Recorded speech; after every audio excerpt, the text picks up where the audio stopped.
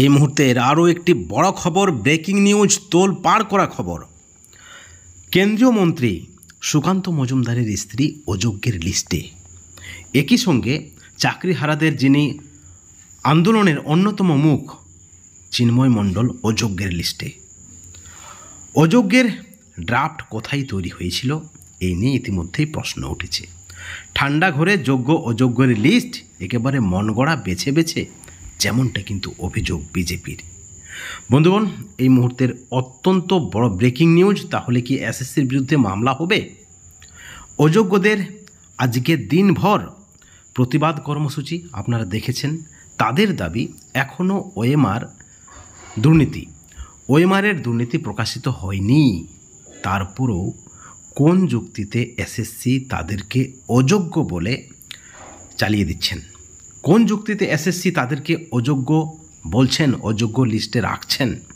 এই প্রশ্নটা অযোগ্যদের। সুকান্ত মজুমদারের স্ত্রীর বেতন বন্ধ আপনারা দেখেছেন, এবং তারপরে যেখানে একটা গুঞ্জন উঠেছে যে ইচ্ছে করে অযোগ্যের লিস্ট তৈরি করা হয়েছে।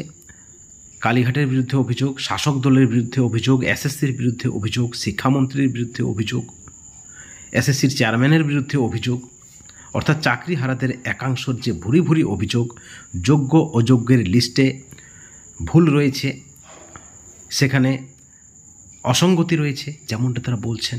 সেই পরিপ্রেক্ষিতে সুকান্ত মজুমদারের স্ত্রী অযোগ্যের লিস্টে পড়তেই প্রশ্ন উঠেছে রাজনৈতিক মহলে, তাহলে কি প্রতিহিংসা? সুকান্ত মজুমদার যখন জানায় যে তার স্ত্রীর বেতন বন্ধ, ঠিক সেই সময় কুণাল ঘোষের যে প্রতিক্রিয়া, যে সুকান্ত মজুমদারের স্ত্রী বলে বেতন বন্ধ নয়, কোথাও টেকনিক্যাল প্রবলেম রয়েছে, এবং তারপরেই যোগ্য অযোগ্যের লিস্ট ডিআই অফিসে পাঠানো হয়েছে। সেখানে দেখা যাচ্ছে যে সুকান্তর স্ত্রী অযোগ্যের লিস্টে রয়েছে, এবং ইতিমধ্যেই ক্ষোভে ফেটে পড়েছেন অযোগ্যরা। তাদের যে দাবি, আজকে আপনারা দেখেছেন এসএসসি অফিসে উত্তপ্ত বাক্য বিনিময়, যোগ্য এবং অযোগ্যদের দুটি দলে বিভক্ত, সেখানে জোড়া অবস্থান আপনারা দেখেছেন।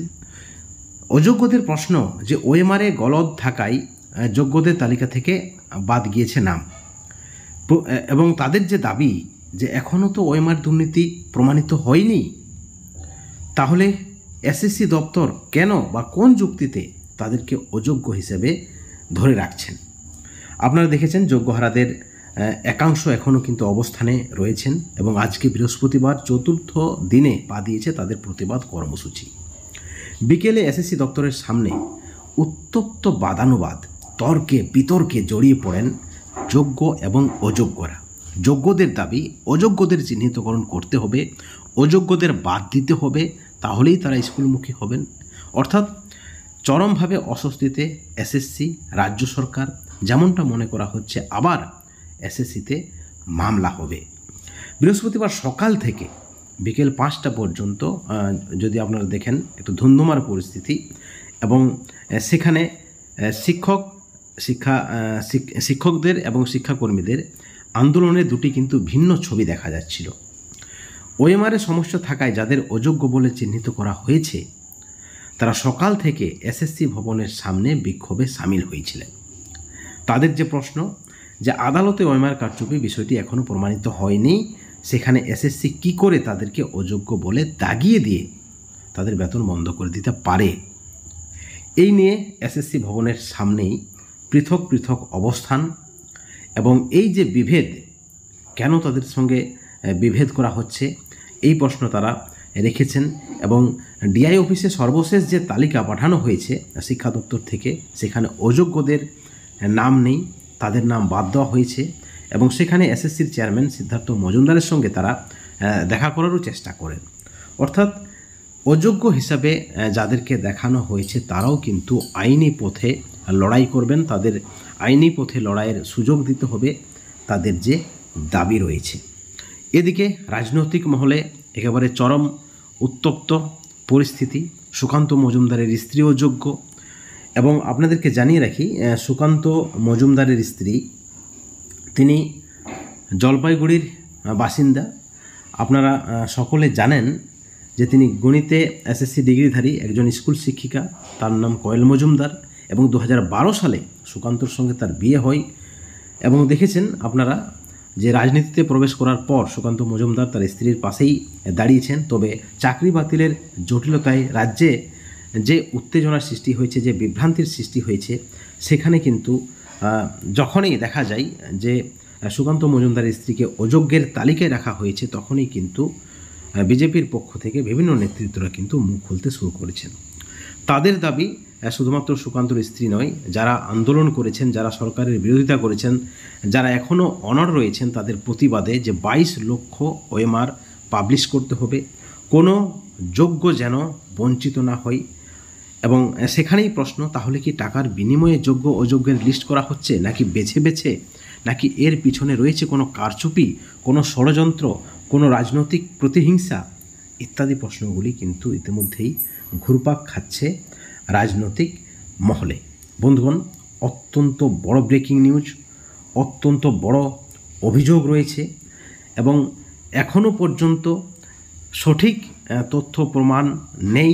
যেমনটা দাবি করা হচ্ছে চাকরিহারাদের পক্ষ থেকে বা চাকরিহারাদের একাংশের পক্ষ থেকে, তারা বলছেন কে যোগ্য কে অযোগ্য এখনও কিন্তু প্রমাণিত নয়। ঠিক অপর দিকে চাকরিহারাদের অপর একাংশ বলছেন যে কে যোগ্য কে অযোগ্য তা কিন্তু একেবারে জলের মতো পরিষ্কার।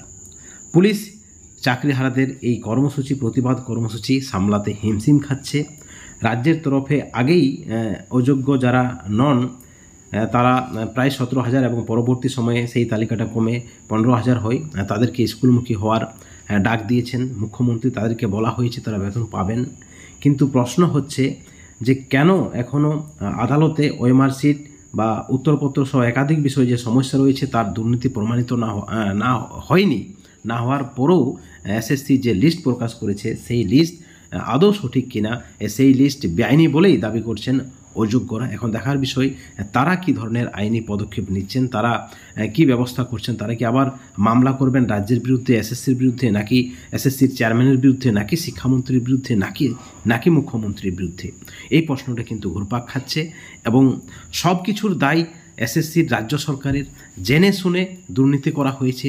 যখনই ধাপে ধাপে একাধিক স্লটে নিয়োগ করা হয়েছে তখনই তাদের দাবি যে এখানে দুর্নীতি হয়েছে। কারণ কোনো প্যানেলের মাত্র 2টি লিস্ট থাকা প্রয়োজন, ইন প্যানেল এবং ওয়েটিং লিস্ট, কিন্তু সেখানে দেখা যাচ্ছে এসএসসির 2016 সালের প্যানেলে একাধিক স্লটে কিন্তু নিয়োগ করা হয়েছে এবং এখানেই টাকার খেলা, যেমনটা মনে করছে চাকরিহারাদের একাংশ।